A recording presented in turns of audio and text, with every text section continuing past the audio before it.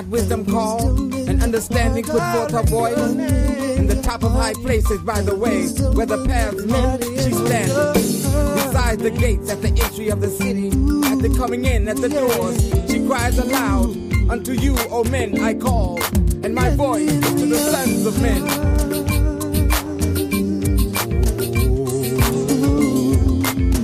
O ye thoughtless, understand prudence, and ye fools, be ye of an understanding heart.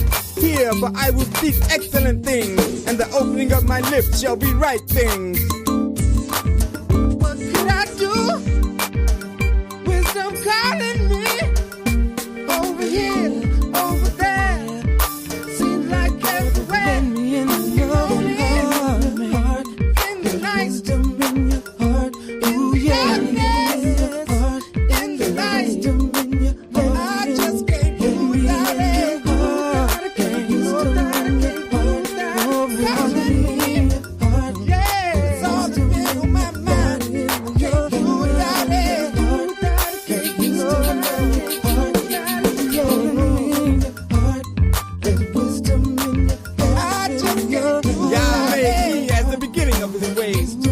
of his works of old. I was set up from everlasting from the beginning, or ever the earth was.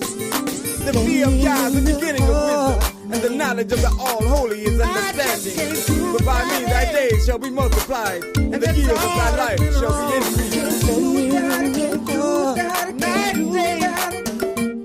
That's all, that's all, that's all.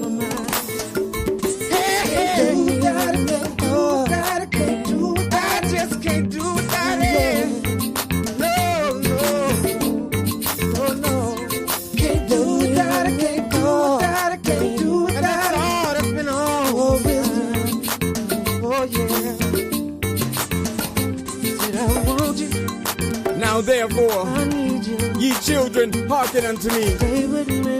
For happy are they that keep my ways. Hear instruction, and be wise, and refuse it not. Happy is the man that hearkeneth to me. Watching daily at my gates, waiting at the posts of my doors. For whoso findeth me findeth life, and obtaineth favor of Yah. But he that misseth me wrongeth his own soul. All they that hate me love death. Love death. Love death.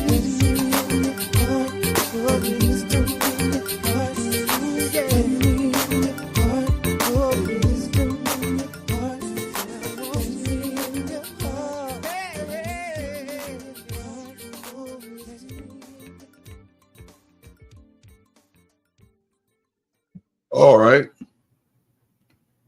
All right. We are back. My name is Shamsuf Arif, and this is the Real Talk for Real People Studies, where we study our history. We study our Elohim, our God, not our enemies' gods, the God of Abraham, Isaac, and Jacob. And we certainly get some perspective on our people and keep a pulse on our enemies, to understand their modus operandi, and it hadn't changed by the looks of it, and the evidence speaks for itself in that regard. Brother Cottrell and I will bring these studies to your attention. My friend and brother, fellow elder in the council, will be bringing you these studies. Sister Nisanya, my Isha, is the administrator of the show. I suspect that young brother Yakanan and his beautiful Isha will be on also to share in these studies with you. That being said, the lessons for the night and the second Maccabees, chapter 7, and also the closing chapter of the book of Amos, the prophet. Brother Cartier will bring those studies to you. Destruction of Israel. It looks by the evidence in this contemporary time and in ancient times, one and the same. Chapter 9 in the book of Amos, the prophet. After this, Brother Cottrell will be proceeding on in the course of study. I don't know where he's headed, but I know it's going to be excellent and informative wherever he is in these continuous studies. We are honored and humbly honored to bring to you each night, Monday through Friday, the word of the Elohim.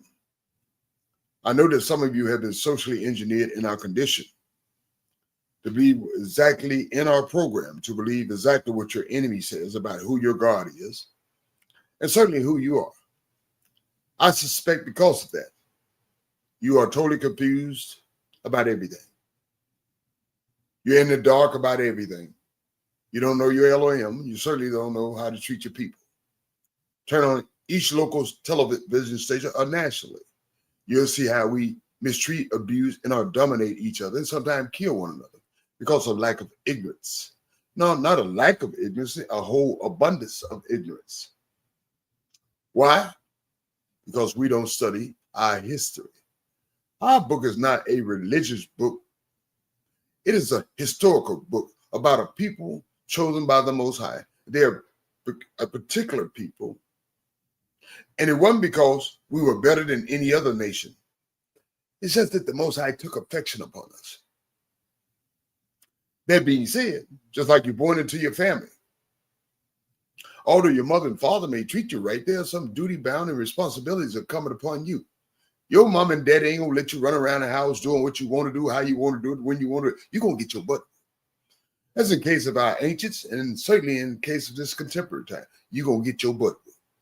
Not because of a lack of love, but because of a concern. And some of you may say, Yamsu, we're not in no captivity.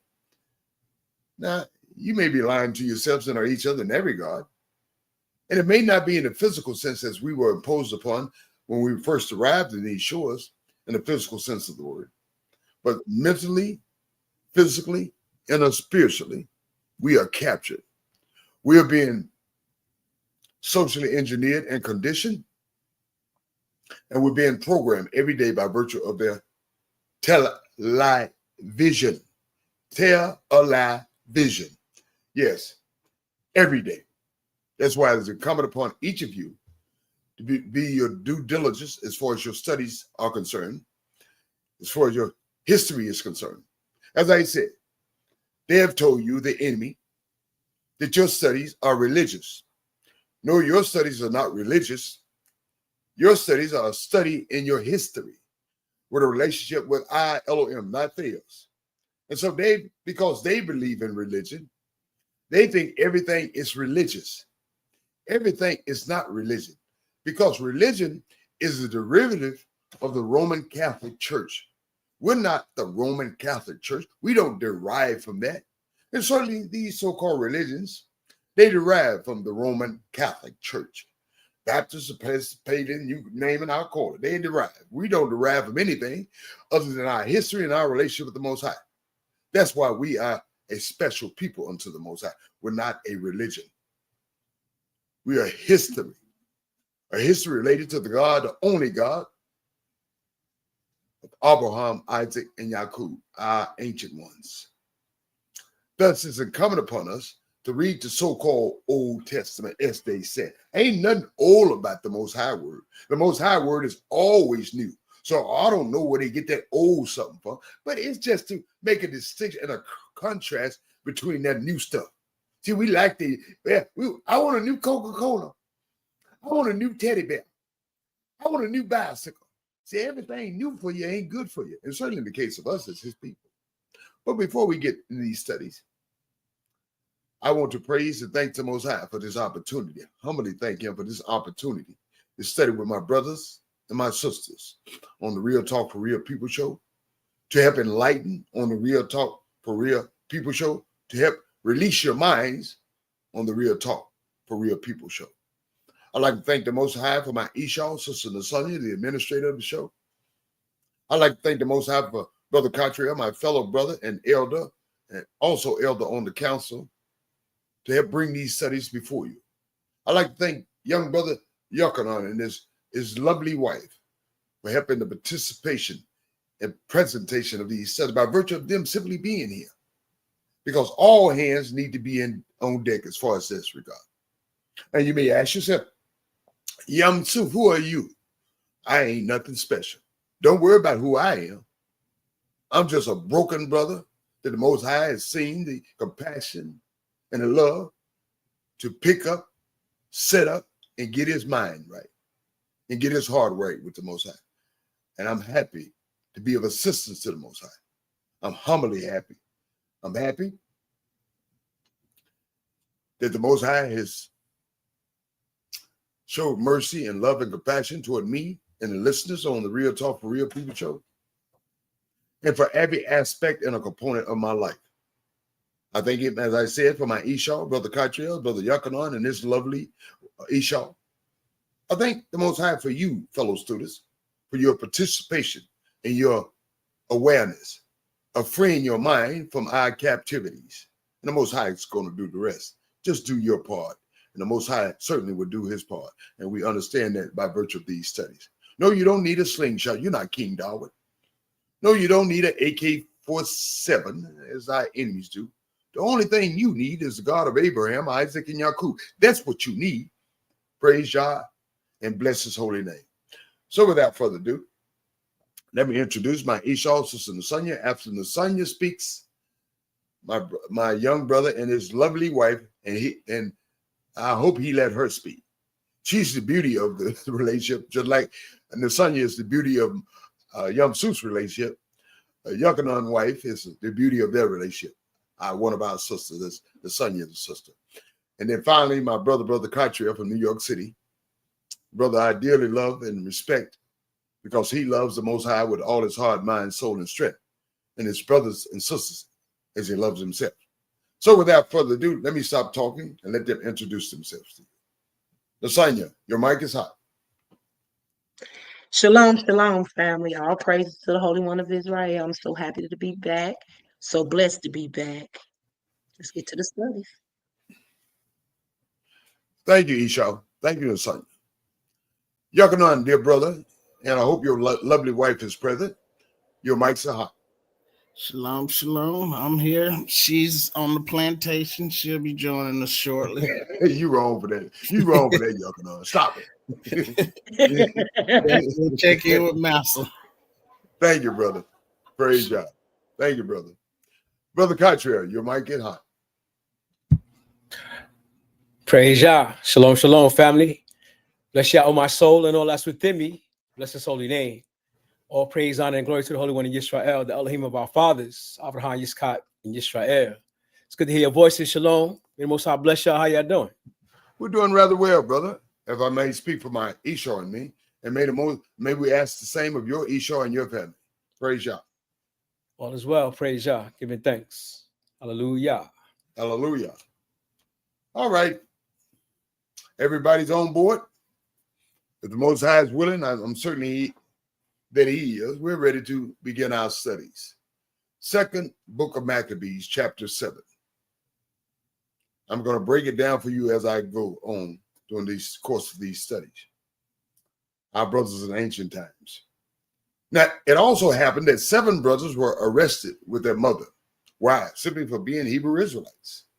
The king, this Greek king, tried to force them to taste, even not eat it, just taste some pork. Put your mouth on this pork chop. Put your mouth on this bacon. Put your mouth on this pork bologna. Put your mouth on it. Just put your mouth on it. Which the law, our law, forbids. And how did he do that? By torturing them with whips and scourges. Verse 2. One of these brothers, one of them acting as spokesman for the others, said, "What are you trying to find out from us? We are prepared to die rather than to break the law of our ancestors." I certainly wish a whole lot of us like that in this contemporary time. We love that pork chop, pork bacon, pork. Verse 3, the king, this Greek king in his fury ordered pans and cauldrons to be heated over a fire. Set the fire, so to speak. Verse 4, as soon as these were red hot, this Greek king, he commanded that their spokesman should have his tongue cut out, his head scalped, just like Native Americans scalp people, and his extremities cut off, arms, legs, and whatever. While the other brothers and his mothers, they're some cruel people. The Portuguese weren't just cruel. Everybody's been cruel to us. And they are cruel.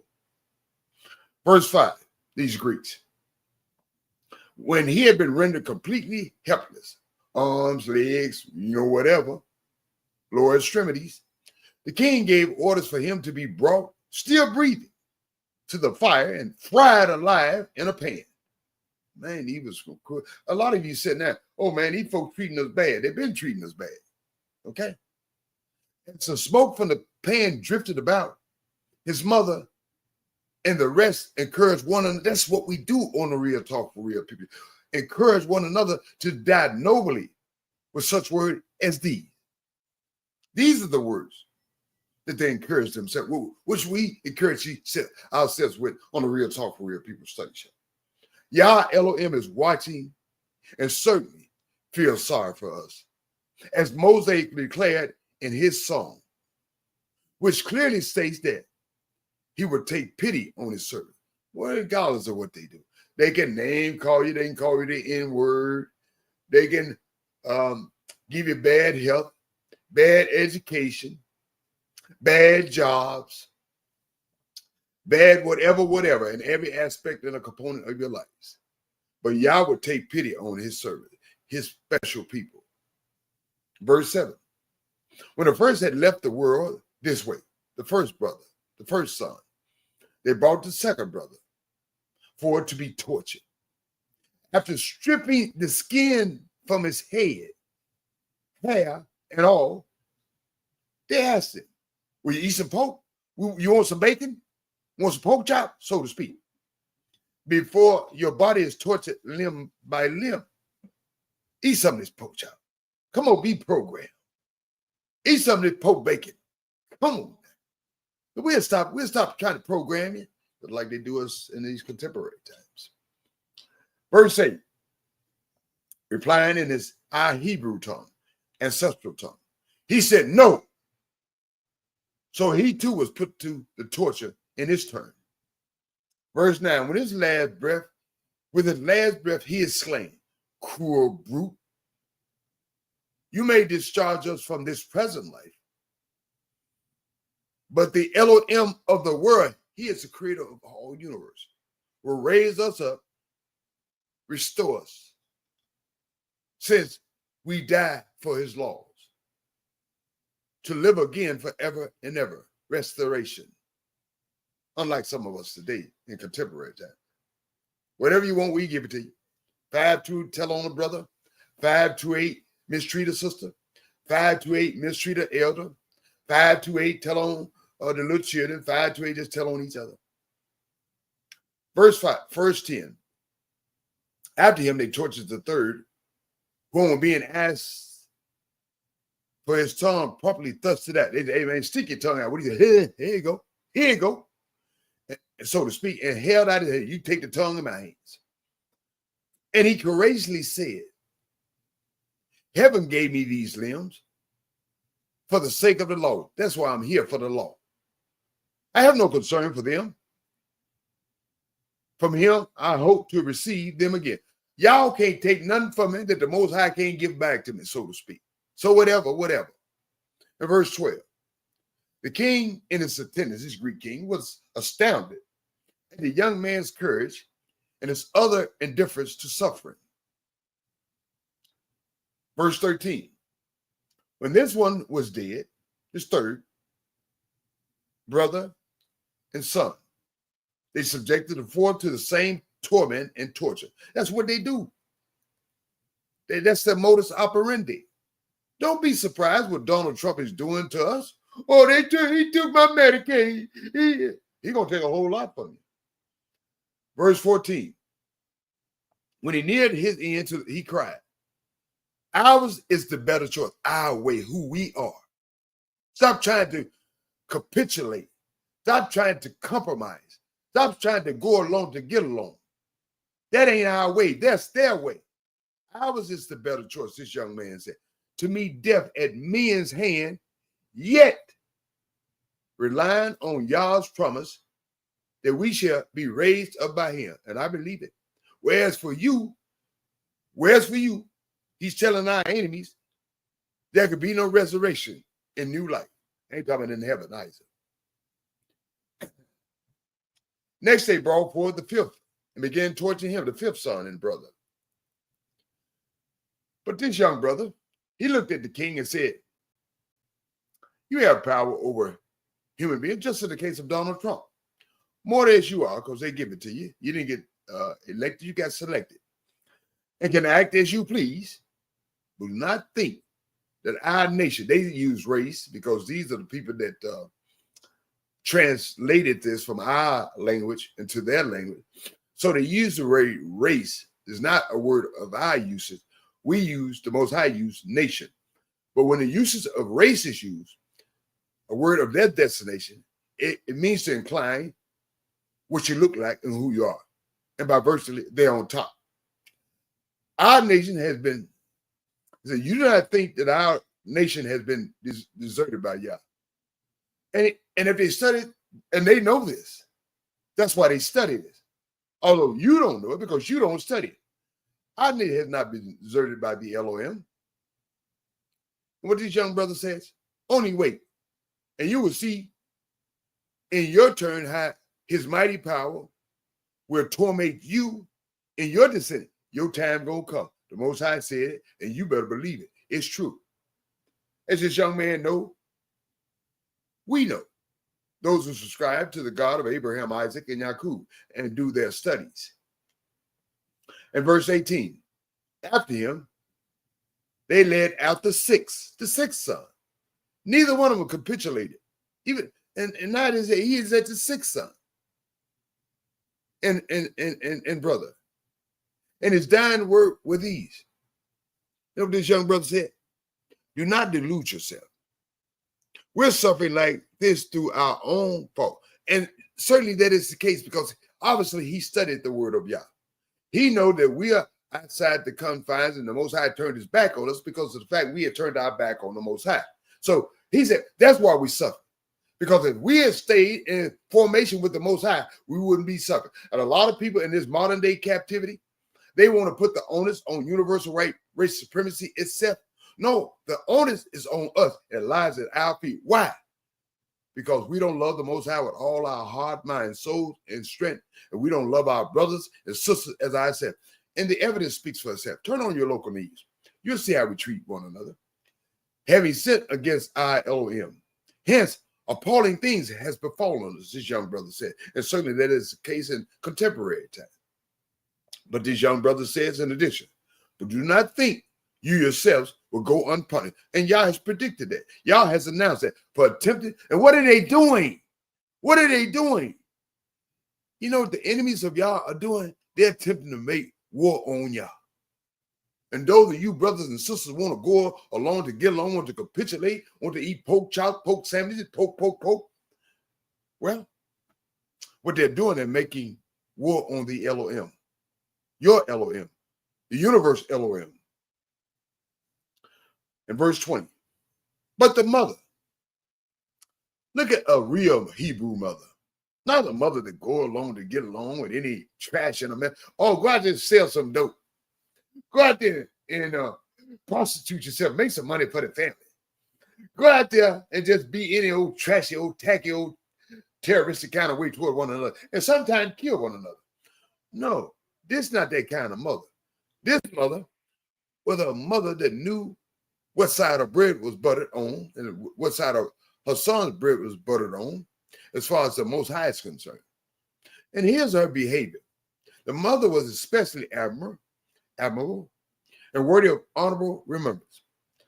For she watched the death of 7 sons in the course of a single day and bravely endured it because of her hope in the Elohim. Praise Yah. Ooh, what a good sister. What a good woman to emulate. She set an example for the mothers in this contemporary society that has given our children over to every kind of horrible apostasy. This woman set the standard. Don't go along to get along. Don't capitulate. Don't let them have every aspect and control of your life. Yes, we are confined. Yes, we're confined in the inner prison system along the outer prison system. But nevertheless,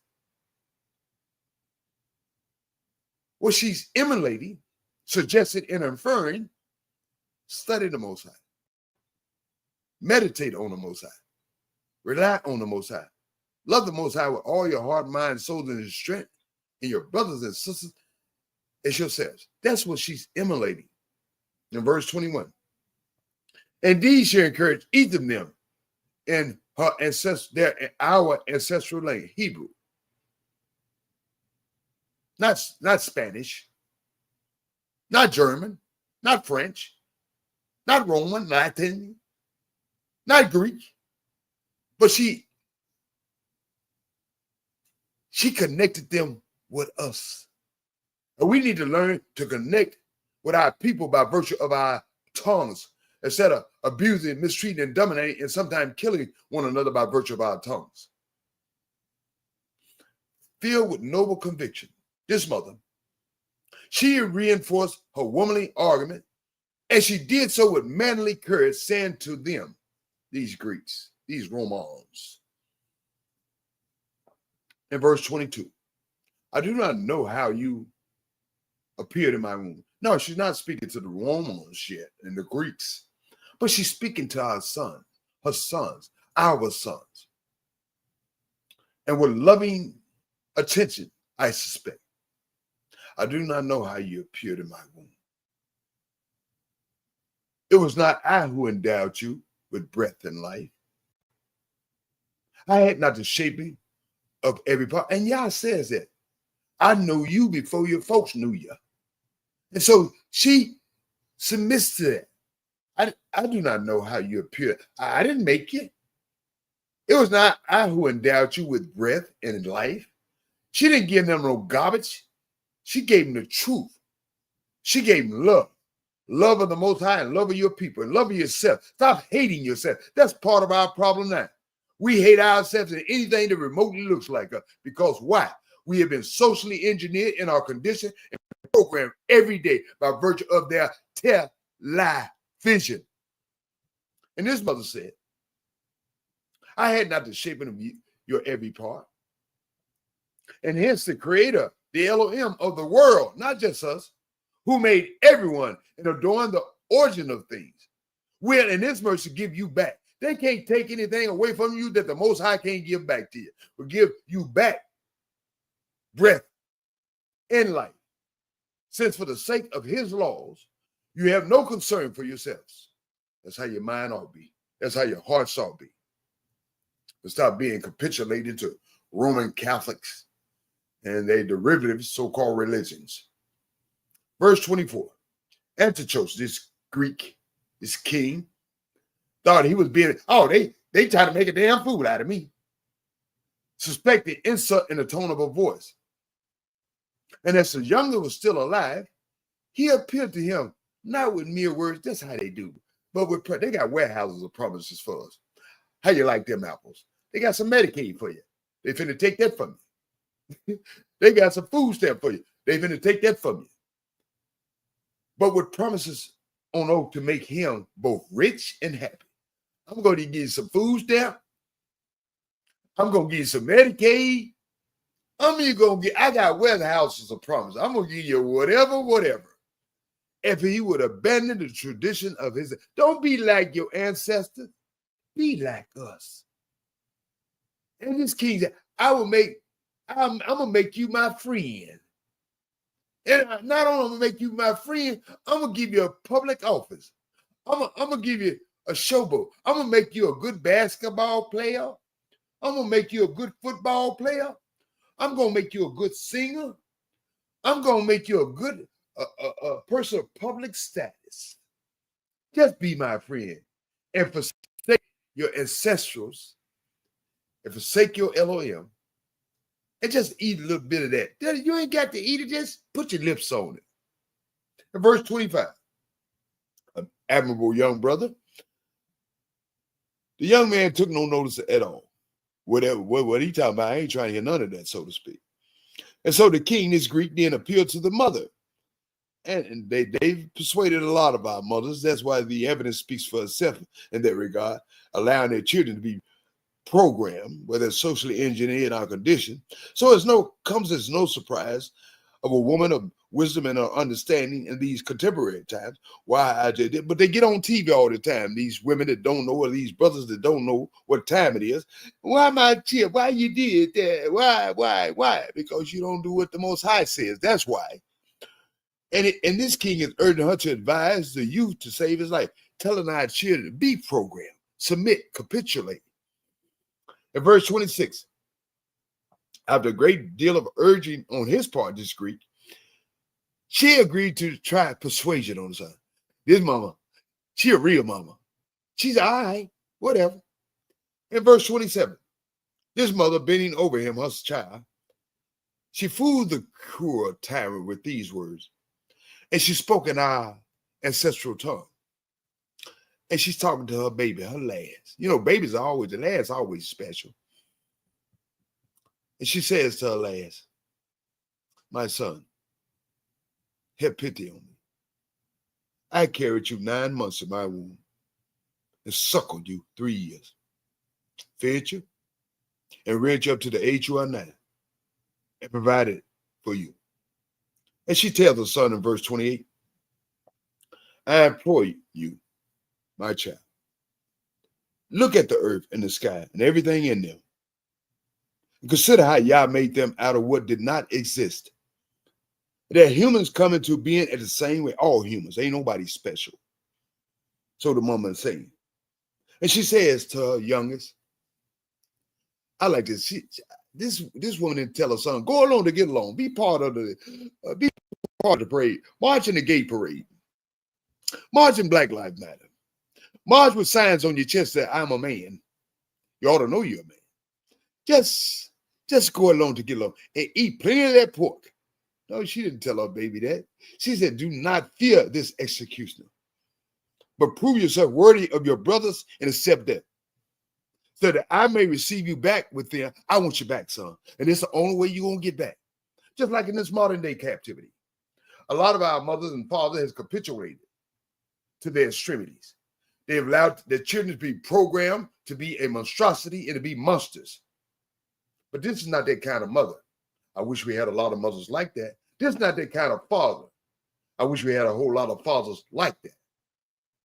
In verse 30, this mother, she had hardly finished when the young man, the young brother, the last brother, and he tells the folk, what y'all waiting for?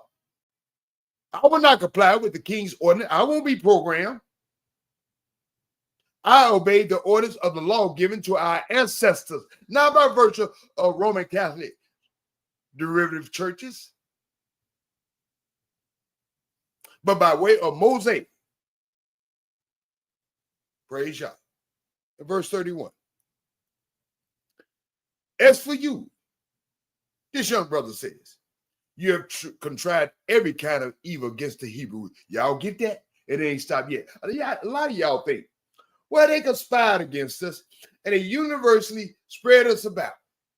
And that's the end. No, it ain't the end. It's just the beginning. You start being programmed when you got here. They took your name, took your identity, and you don't know who you are, what you are, but they keep programming. That's their modus operandi against the Hebrews.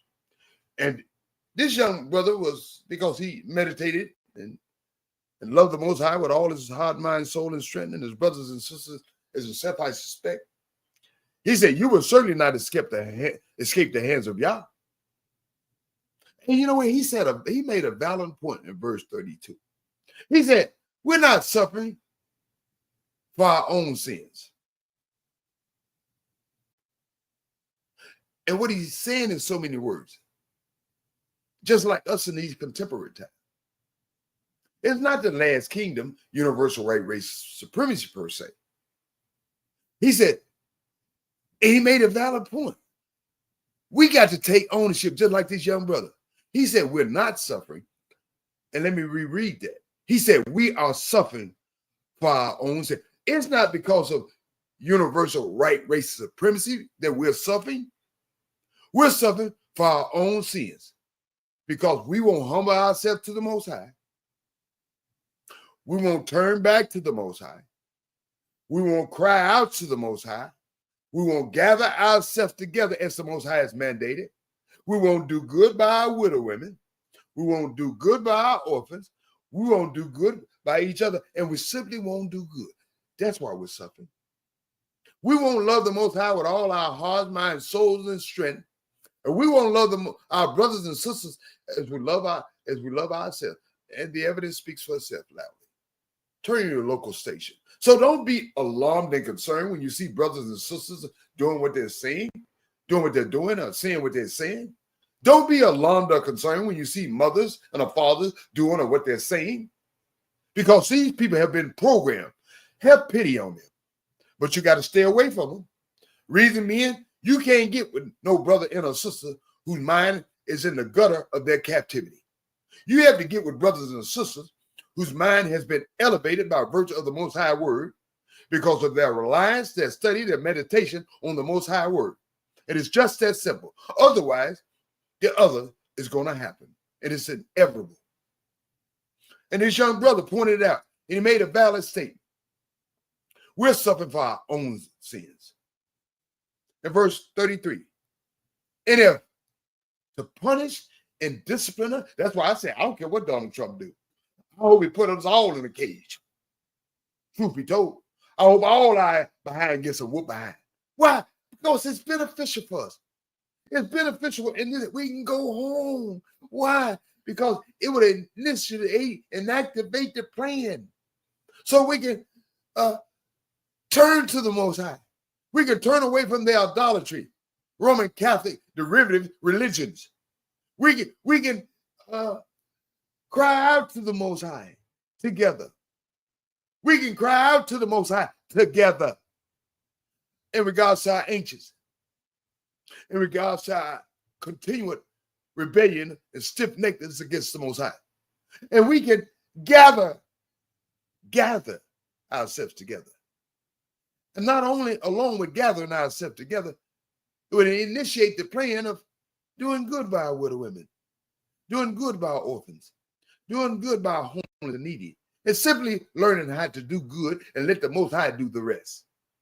So I'm just like this young brother. Whatever.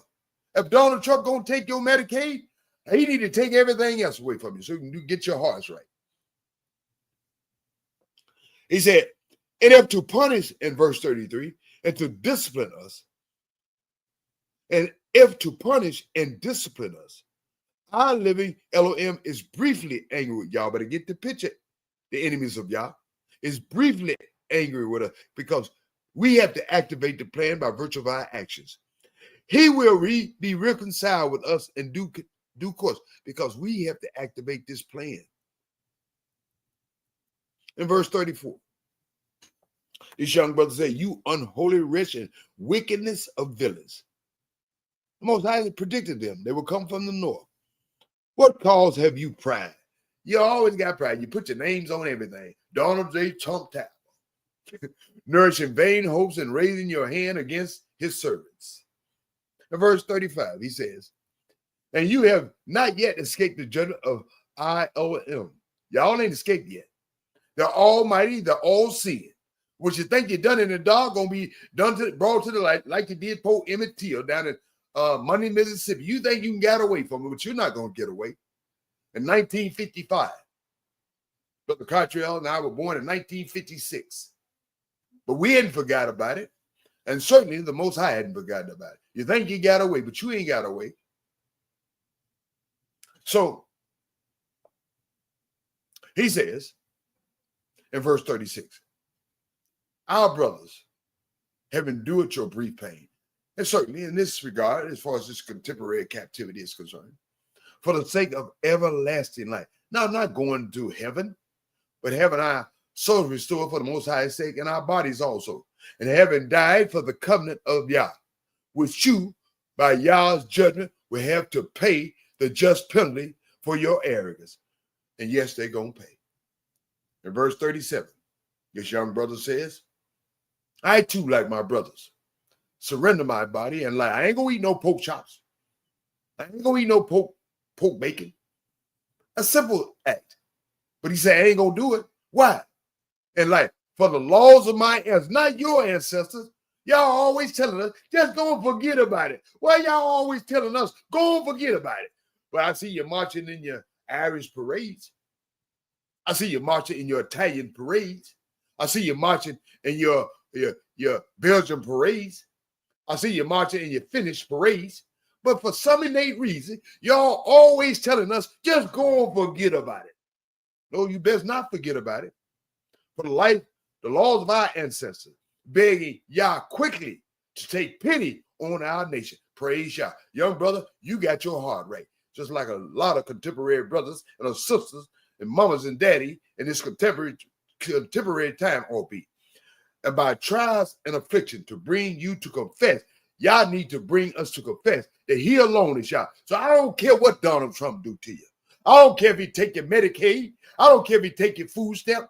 I don't care what he do to you. As long as the Most High, you get your hearts right with the Most High, and you get it right together, and you turn back to the Most High, and you cry out to the Most High, and you gather yourselves under the auspices of the Most High, and you learn to do good for your widows and your orphans and your people, and you simply learn to do. I don't care what Donald Trump do. Don't come crying to me. I hope he do a whole lot more to you. And so, this young brother says in verse 38, so that with my brothers and myself, there may be an end to the wrath of the Almighty. And that's why our wrath going to end with the Almighty. Not from the Democratic Party, not from the Republican Party, not from Black Lives Matter, not from marching in the gay race movement, not from marching in any kind of movement that they may bring out their warehouses. Rightly let loose our nation. That's the only way. How you got in is the only way you're going to get out. Verse 39. This Greek king fell into a rage and treated this one, the last, the baby boy, more cruelly than the others, because he spoke the truth. For he was himself smarty. He took issue with the young brother, talking the way he talking. That little Negro gonna talk to me like that. That little pickaninny gonna talk to me like that. That little N-word gonna talk to me like that. He himself was angry for the young man's going. The young brother, no, I ain't gonna eat that stinking pork. And forget you too. It is what it is. It do what it do. We in here not because you got us here. We got ourselves in this situation. And by virtue of our action with the Most High, that's the only way we're gonna get. Ain't nothing you can do to me. I'm good with it. And so this fellow had the issue with this Greek. And so in verse 40, so the young brother, the last brother, made his end undefiled. He didn't capitulate. He didn't allow himself to get programmed. He didn't allow himself to get socially engineered in our condition.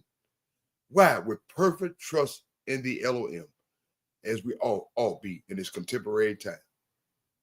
The mama, as I said, this here is a set example of a mama. She didn't say, oh, go on, smoke that dope. Oh, go on, talk bad to your elders. Oh, go on, prostitute your women. Oh, go on, eat that pork. Oh, go on, do whatever your enemies allow you to do, you do it, and you double down on doing it. This is a woman that stood up for the nation, and she stood up for her son. Why? Because she knew the end result would be better for her sons. And his mother was the last one to die after her sons. And final verse. Let this be sufficient account of the ritual. Let our bodies give account of the ritual that y'all giving us in a monstrous deed. Okay, we're going to give our bodies. Let's this account for those meals you let this account for programming. Let this account for social engineering. What this account that we ain't gonna eat no pork. We not celebrating the holidays. We not joining the gay rights movement. We're not joining the Democrats. We're not joining the Republicans. We're not joining the Black Lives Matter, and let it do what it do. Praise Yah and bless this sister and our sons for the contribution they gave to the nation. I can only pray that we give the same matter contribution to the nation and to each other.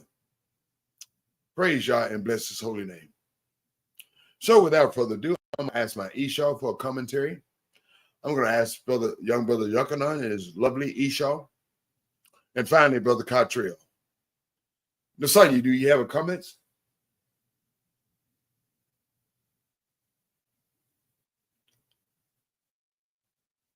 Nasanya, hit your mic. Okay. All right. All right. I guess Nasanya. No, Shalom family. I'm sorry. I was taking care of some business. Husband, I apologize. I have no commentaries, guys. All praises. Praise Yah. Brother Yochanan, you have any commentary and your lovely Isha? Yeah, shalom, shalom. So you mean to tell me all I got to do is if Trump give me some food stamps, go eat some pork, and I Yeah, keep brother. getting, I don't want it. Go. I don't want it. I'm good. I don't want it. I'm so through. I don't want it. Praise Yah. Praise Yah, brother. I'm down with you on that. Thank you, brother Yochanan, and your lovely Isha. Brother Cottrell, what say you, my brother and friend? All praise to the Holy One in Israel for another great lesson in our history. And I know it's easy to read it, but can you imagine going through what they went through? Seeing your loved ones being stripped and tortured and killed because they wouldn't eat pork? Exactly. It's easy to read, but imagine that's your family. Right. You seeing your wife or your sons and daughters one by one being murdered, holding down the covenant for the Most High, because they knew. What did they know? That it ain't about this life right now. It's about the preservation of your soul. We don't want to violate Yah's law so that he judges our soul to be unworthy to receive that everlasting life. And their mind was on that everlasting life. Forget about now. We enduring the punishment that Yah put on our nation, and they had a great understanding of that. Unfortunately, like you said, our people don't understand that now, the things that we're going through, while we're going through it. But would that we had the same understanding as them. Praise Yah. Praise Yah. Thank you, my dear brother and friend, fellow elder, and fellow elder on the council. Fellow students, Brother Cottrell, my dear friend, is about to take you to the last segment of the study in the last book of Amos, the prophet, chapter 9. And you know what? These studies always seem to be synchronized. In chapter 9, it tells about the destruction of Israel. It was pronounced even before the Greeks got a hold of the Romans and these universal captivities. Brother Cottrell, may the Most High bless you, brother. Wisdom and understanding, love and compassion. You have the mic. All praise to the Holy One of Israel again for our great prophet, the prophet Amos. And yeah, he talks about the destruction of Israel in this chapter, but he also talks about our restoration, which people don't talk about. The future that we have, the hope that we have that most nations don't have. We're going to find out what it is, because the destruction we're reading about in the book of Maccabees and pretty much suffering it right now. And this is what Yah says. Prophet Amos says, I saw Yah standing beside the altar, and he said, strike the capitals, pillars, so that the thresholds will shake and break them on the heads of them all. Then I will put to death the rest of them with the sword. They will not have a fugitive who will flee. In other words, nobody's going to escape this judgment, Yisrael, nor a survivor who will escape. Though they dig into Sheol, from there my hand will take them. So it doesn't matter where you are, heaven or hell, Yah is there. He said, for though they dig into Sheol, for there my hand will take them. I'm going to take you to Sheol. That's where you want to go. And though they ascend to heaven, from there I'll bring them down. Yeah, we got rocket ships going to Venus and Mars right now. And it's not out of the realm or reach of the Most High. And though they hide on the summit of Carmel, I will track them down and take them from there. And we definitely try to escape Yah's wrath, that's for sure. And though they hide themselves from my sight on the bottom of the sea, well, we have the capability of doing that. I command the serpent from there, and it will bite them. And though they go into captivity before their enemies, and here we find ourselves, from there I will command the sword, and it will kill them. And I will set my eyes against them for harm and not for good. So this is why we're going through the problems that we go through in America. We're in the land of our captivity, and Yah has unleashed the sword on us. Can we reverse that? Can we turn that around? Yah Elohim of hosts, the one who touches the land so that it quakes, and all those who live in it mourn. And all of it rises up like the Nile and subdues like the Nile of Mizraim. the one who builds his upper chambers in the heavens, more than one heaven. And what are the chambers that we're talking about here in the heavens? He has founded his vault dome over the earth. Did he just say there was a dome over the earth? He who calls for the waters of the sea and pours them out on the face of the earth. Yah is his name. You are not as the sons. Are you not as the sons of Ethiopia or Cush to me? Are you not as the sons of Cush to me? Wow, that's a tremendous statement, meaning that Cushites or Ethiopians were precious in Yah's sight. Are you not as the sons of Cush to me, you sons of Yisrael, declares Yah? Have I not brought up Yisrael from the land of Mizraim, and the Philistines of Kaftor, and the Armenians of Ker? Behold, the eyes of Yah Elohim are on the sinful kingdom. What sinful kingdom? He's talking about Israel right now, because our ancient fathers were highly sinful. The idolatry, the child sacrifice, defiling Yah's law while they had the kingdom, way before the Maccabee time. Yah says, I will eliminate them. I will eliminate them. I will eliminate it from the face of the earth. Excuse me. He's talking about the kingdom of Israel, which he did. Nevertheless, I will not totally eliminate the house of Yahweh, declares Yah. For behold, I am commanding, and I will shake the house of Israel among all nations. Okay.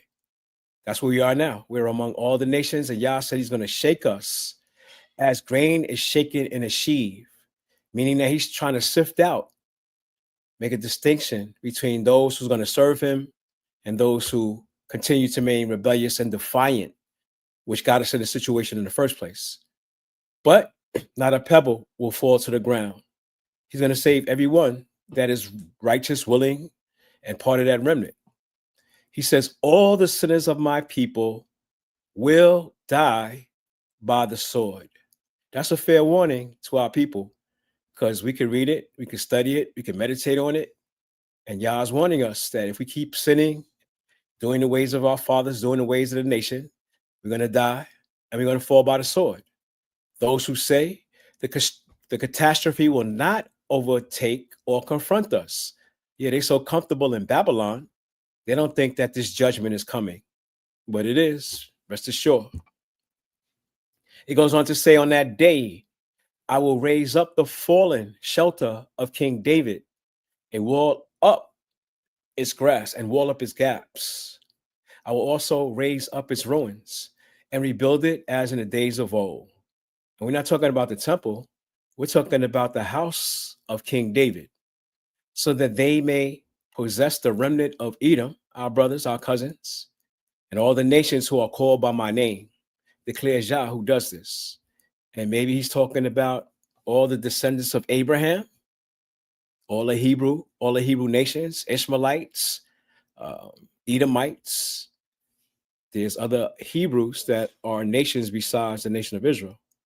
And they are called by Yah's name because they are Hebrew. And maybe even the Gentile nations who submit to Yah's will be called by his name.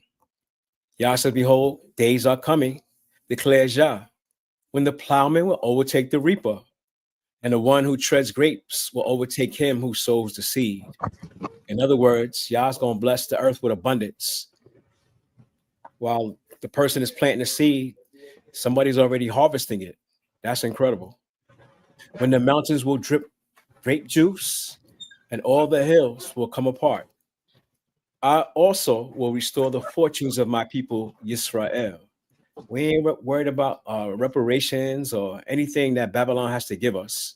The fortunes that belong to us as an inheritance, Yah is going to restore them to us.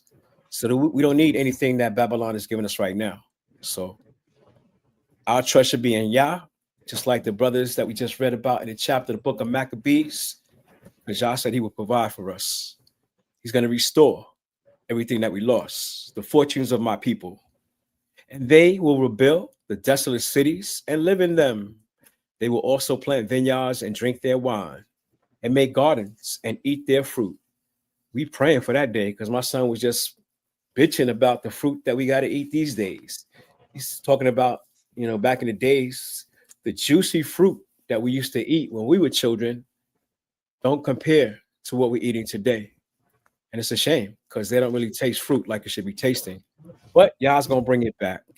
And when we put our hands on the earth is going to yield its strength. And I'm sure it's going to be the best tasting fruit that we've ever planted or tasted.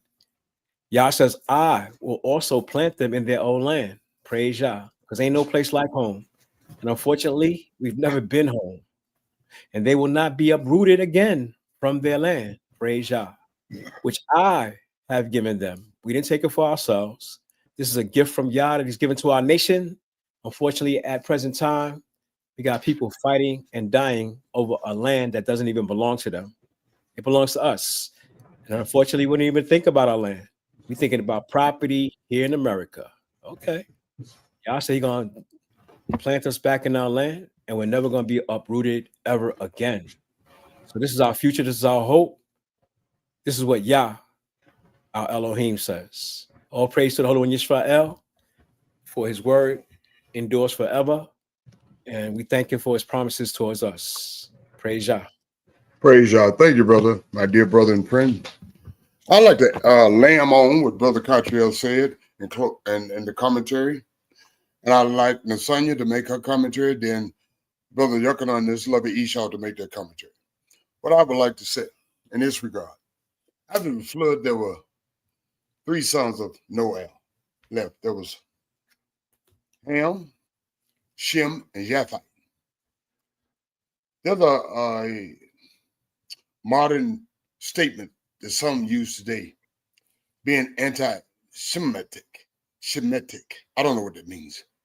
Reason being, Shem was the father of many nations. They are Shemitic. So in regards to some people saying anti-Semitic, does not ring a bell for me. It should ring a bell for you. There are many nations that are Shemitic. Praise Yah and bless his holy name. Sister Nasanya, my Esau, you have the mic. All praises. I wanted to make, I was kind of busy when we first taking a call, an important phone call. But on the second Maccabees, when you read that, when thing came to my head about the 7 sons and the mother, I just could see a mother's love. It was so deep and so that really touched me. That really did something to me right there. And in Amos, I just can understand why the 7 sons and the mother held so tight to their beliefs when we read Amos. And that's my only commentary. All praises. Nasanya Esau, you made a wonderful commentary. And the reason why, that mother instructed those children to do the right thing, not anything, not comply, not go along to get along, not capitulate, not be social engineered in our condition, and certainly not to be programmed. Praise Yah for that mother of our nation. I pray that there are many more mothers of this nation. Yochanan and your beautiful Isha. Shalom. Elder Catria, I want to go back and reiterate something back before Abraham found favor in the sight of Most High. When the Cushites was mixing with the in Mizraim. And yeah, Yah did have favor in them.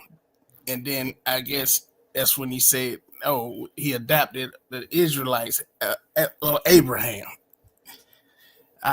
So that kind of gave me a flashback of reading that when now before Abraham, who was the chosen ones? It wasn't no chosen.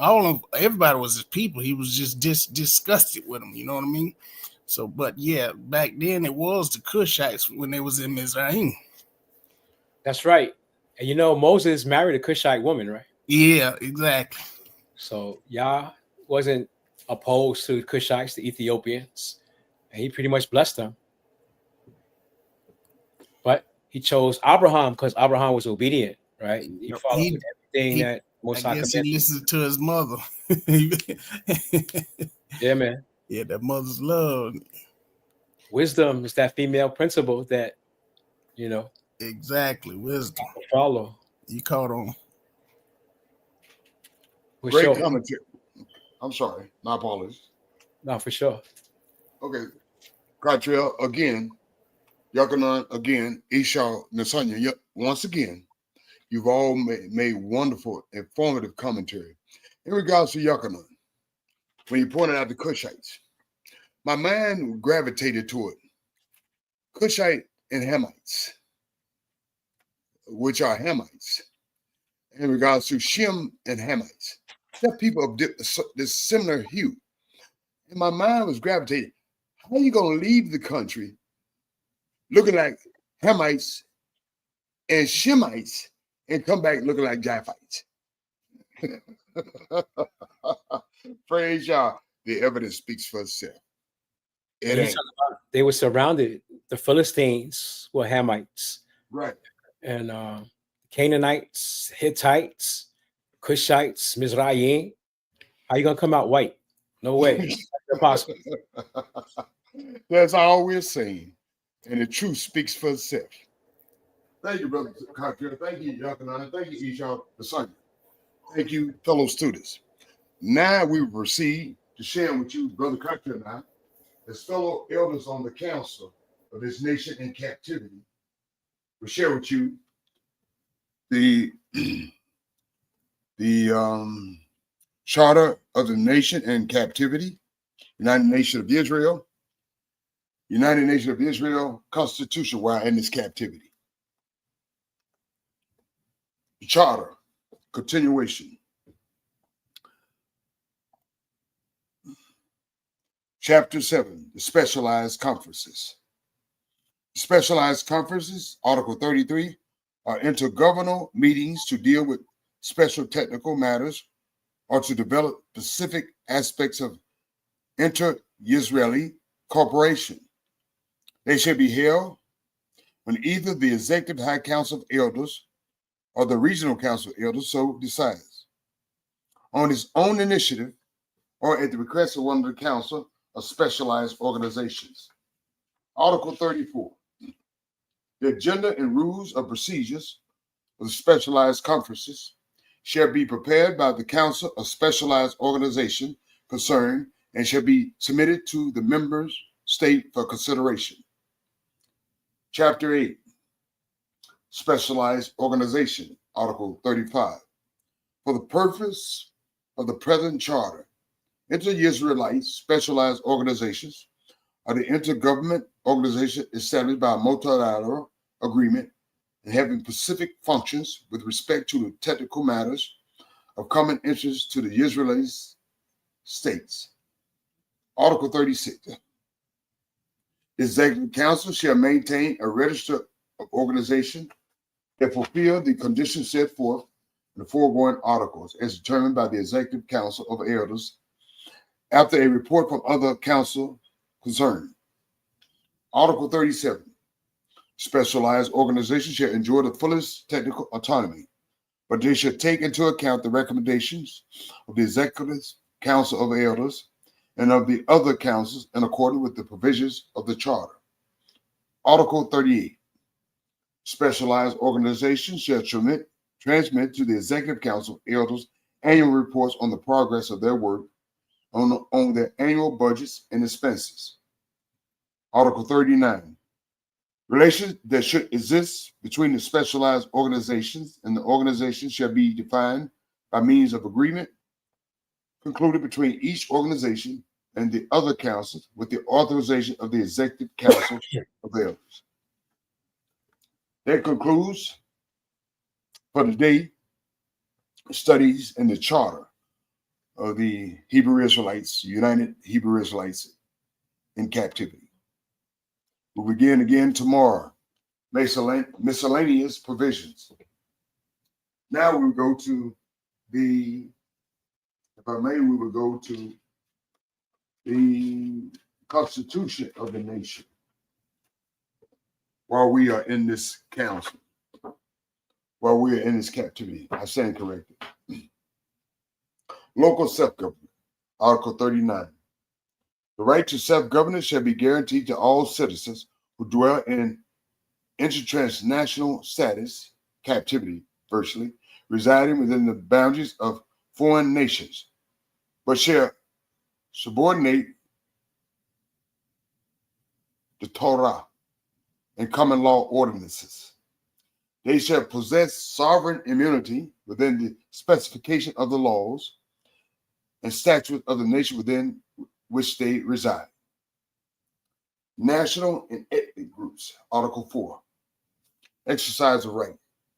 Special rights granted to members of the nation and ethnic groups shall not be exercised if they are in contradiction. Listen to me. You can't do what you want to do, how you want to do it, when you want. There's rules to govern everything and everyone. Our enemies got rules for us. Special rights granted to members of the national and ethnic groups may not be exercised if they are in contradiction to the Torah and the Constitution. Praise Yah. Part 3, Organization of the State, the Council of Elders. While Cartriel and I and other elders have this position and authority in this captivity, there's always been that. We have precedents for that. In the course of our studies, the eldership always taken precedent when there is no king, high priest, and so on and so forth, and certainly no prince of each tribe. The Organization of the State, the Council of Elders. Article 41. The Council of Elders shall consist of judges, officers appointed by the council on the basis of general and equitable Torah standards. Amendments specifying the overall structure of the seat and general distribution of judges are forthcoming. Independent of deputies. Every judge, Article 42, every judge shall decide and vote according to the understanding of the Torah, not their own opinion. Article 43, immunity. All councils, elder members, and judges shall enjoy sovereign immunity. Judges shall not be called to account for opinion expressed or vote cast in the council of elders. Article 44, sessions. The council of elders shall sit in regular and extraordinary sessions. Regular session of the council of elders shall be convened 2 times a year, in accordance with the rules of procedures of the council of the elders. The first regular session shall be on the first working day after the last feast day. The second session shall convene on the beginning of the first feast day. Article 45, decision making. The council of elders shall decide if the session is attended by more than 1/2 of the total number of judges, and the decision shall be made by a majority vote of judges in attendance. Council of Elders Leadership, Article 46. Executive Council of Elders shall have no head. There ain't no king elder. There ain't no wannabe elder. There ain't no, I'm gonna conform all y'all to my way of thinking. The executive elder shall have no head. There's no leaders in eldership.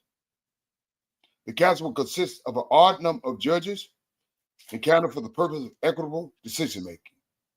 That concludes for the night studies in the nation, its constitution, while we are in captivity. Praise Yah and bless his holy name. It's been a humble honor for Yom Suf, and I imagine Brother Cartriel, to bring to you our studies and to bring to you Yah's word as far as the charter is concerned while in captivity, and the constitution of the nation while in captivity. I expect and suspect it's been also an additional honor for my Isha, the Sonia, to administrate the show. Brother Yochanan and his lovely Isha to help contribute to the conversation of these studies. We're humbly honored all together for the best interest, not of ourselves, for financial gains and our personal acknowledgement. We do this for one reason, because we love the Most High with all our heart, mind, souls, and strength, and our brothers and sisters as we love ourselves. And finally, in closing, and I will ask the Sonia to make her commentaries right after I made mine, Brother Yochanan and his lovely Isha to make their commentaries, my dear friend and brother from New York City, Brother Cottrell, to make his commentaries and comments. I simply want to say, as I said previously, it's been an honor and duty for us to bring to you Yah's word. We're humbly gratified that you received the Most High word and you learn to love the Most High with all your heart, mind, souls, and strength, and your brothers and sisters as yourself, because the evidence speaks for itself. We don't. We've done our due diligence and moral obligation. Now it's incumbent upon you to do something, which is study the Most High word, meditate on the Most High word, rely on the Most High word, trust in the Most High word, and let no other word become before the Most High word. And you know what?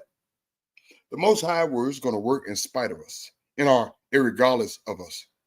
But individually speaking, it will be much more beneficial for you if you utilize it, if you activate it. The Most High word works for you individually if you work it. Praise Yah and bless his holy name. Nasanya, my Esau, you have the mic. All praises. I just want to say all praises and hope to see everybody tomorrow. Good night, everybody. Praise Yah. Yochanan and your lovely Esau, you have the mic. Shalom, family. I got in. I didn't get to hear everything tonight, but what I listen every night, and I've been excited to hear different scriptures and hear the stories. As a child, I grew up Southern Baptist, so I was really rebellious because I just couldn't understand why I needed to, do all this. It was more like I had to get dressed and I had to wear stockings and I had to do all this and I had to look a certain way. But then I was being told, it comes from your heart. And I rebelled because I kept saying, well, who did my ancestors pray to? Who made them strong? Who made them the way they were? Who gave us the purest DNA? And I just couldn't believe that it was a white Jesus that did that. Hallelujah. I never understood it. So every time I got asked questions, they would get in a circle and tell me I was demonic and I was blaspheming God, because I just kept saying, well, who did my ancestors pray to? And nobody could never give me an answer. They just said, I better not question God. I was going to go to hell. So it wasn't until I was 44 when I met Yochanan, and all the answers to the questions that I've been asked in most of my life, they were answered. So I knew I wasn't crazy. People, they try to say, oh, I was a witch or I did voodoo and stuff like that. But no, I was just seeking the Most High. And now I know who he is. And my desire, even though I have been part of the problem. I like to do what everybody else do. I like Louis Vuitton and I like Gucci. I'm not going to sit here and pretend like I don't. I don't always dress modest, and I know these are the things I'm supposed to be doing because I have daughters. So listening to you all, if I keep surrounding myself and putting myself in situations where the atmosphere is positive and it's somewhere where I can learn and I can thrive, eventually I'll take my wigs off because it's what I actually desire to do. Donald Trump will save you if you do what he say. I won't do what he say. Look at it. My kind of sister. My kind of sister. Before I met Yochanan, I don't conform to this government. Basically, I never have. I've never done anything they've asked me to do. I never have. I didn't even graduate from high school. They tried to make me go to Catholic school and private school. I could not do it. Mm-hmm. And so now I have the answers and I know my place. I know where I'm supposed to be. It's just more of the physical lining up with my spiritual. Praise God. So Praise you. I'm very thankful for the information that I get every night. I listen every night. So I'm praying that my husband continues to lead me in the right direction. Praise y'all. Um, Sister, I just want to say it for the nation and for your added contribution to this nation. Your respected and honored contribution to this nation. Your respected and honored contribution to the Real Talk for Real People show. Praise y'all. Hallelujah. Hallelujah.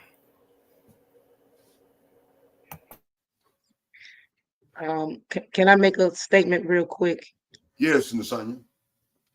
When I was listening to her story, it really resonated with myself. I grew up in Illinois, Midwestern girl.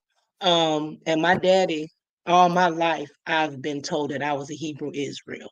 All my life. My daddy would point his finger in my face, say, April, you Hebrew Israel. You're Israel. And even though I knew that, I was told that, I rebelled as well. Because living in this world and seeing other things happen, you don't celebrate the Christmas, but I used to ask my dad, now why we not celebrate? Why can I get gifts? And it was a lot of things that I didn't understand, that I did rebel against, and my father was a conscious Hebrew Israelite. So I think that it's more so a lot of living over here in this captivity in this world, in this Western world, and that we, as young children, the things that they show us is like so glamorous, so big, and that's what we want to see, even though that we're being taught something else.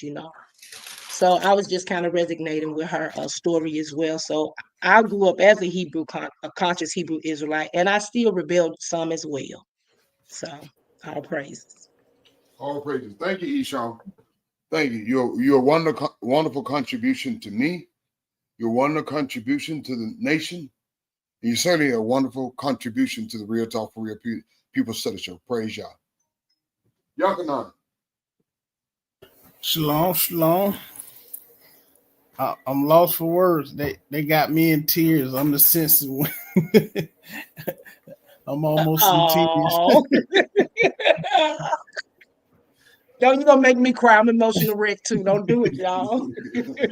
I'm proud of my baby. It takes guts to let it go and let y'all grab it. Yakanan, let me say something, brother. Yakanan, let me say something, brother. Our King Dawood cried. There's nothing wrong with a man crying for the right reason. Praise y'all. Hallelujah. Well, Yakanan, is that it? And stop blubbering over there. I love you. We love you. Country, I love you. The son, you love you. Esau love you. You got love around here, brother. Stop it. You gonna have me crying over. You don't want to see Yum Sue cry, do you?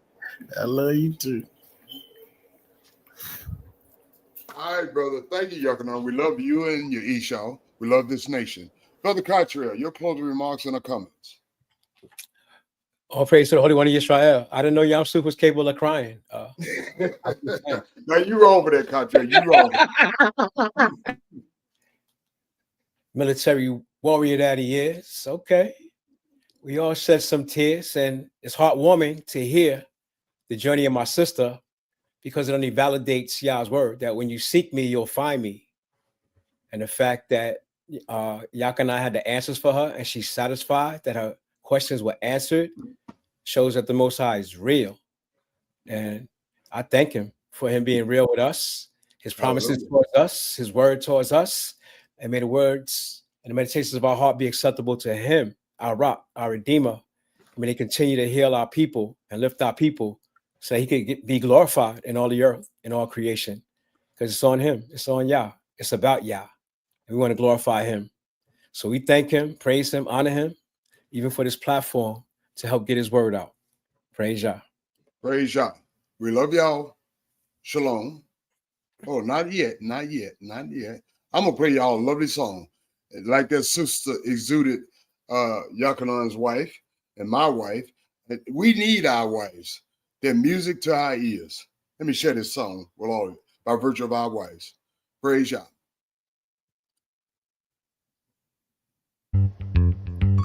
Shalom and good night.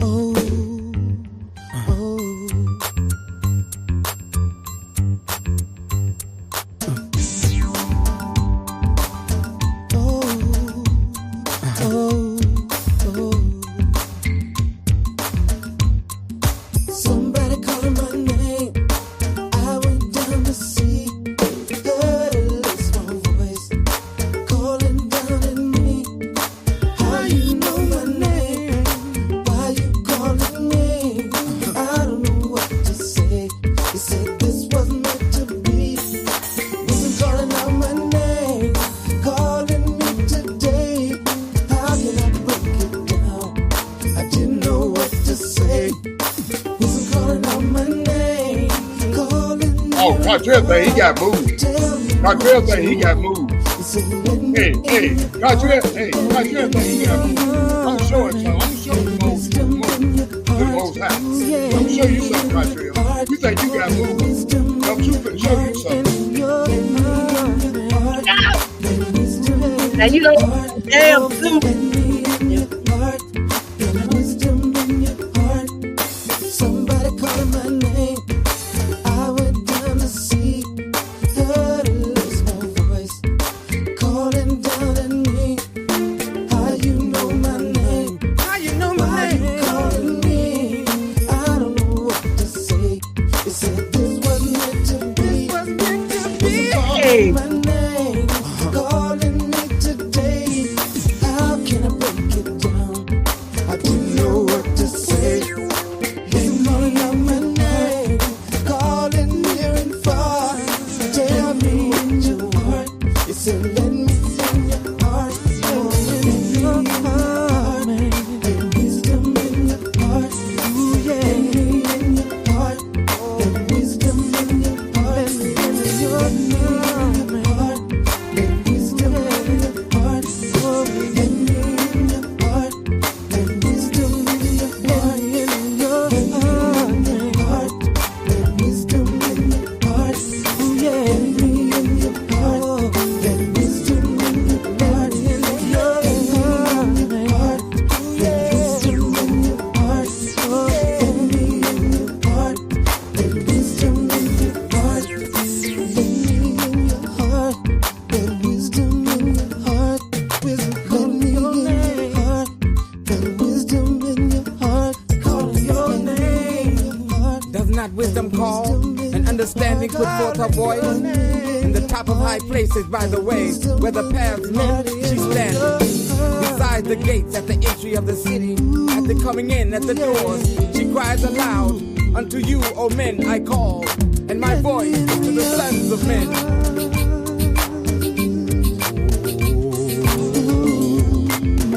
O ye thoughtless, understand prudence, and ye fools, be ye of an understanding heart. Hear, for I will speak excellent things, and the opening of my lips shall be right things. What could I do? Wisdom calling me over here, over there. Seems like everywhere. In your heart, In the night, wisdom in your heart. Ooh, yeah. In your heart, in the night, wisdom in your heart. I just can't do without it. I can't do without it. Calling me. Yeah, it's all that's been on my mind. Can't do without it. Can't do without it.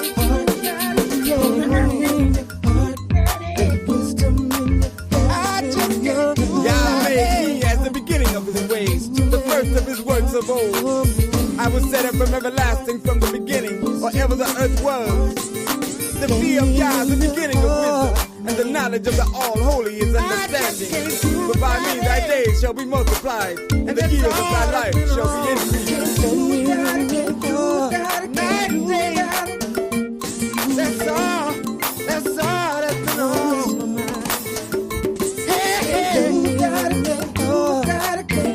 I just can't do without it. No, no, oh no. Can't do without it, can't do without it, can't do without it. And that's all that's been on. Oh yeah. Said I want you. Now therefore, I need you. ye children, hearken unto me. Stay with me. For happy are they that keep my ways. Hear instruction and be wise and refuse it not. Happy is the man that hearkeneth to me. Oh, Watching daily at my gates, waiting at the posts of my doors. For whoso findeth me findeth life and obtaineth favor of Yah. But he that misseth me wrongeth his own soul. All they that hate me love death,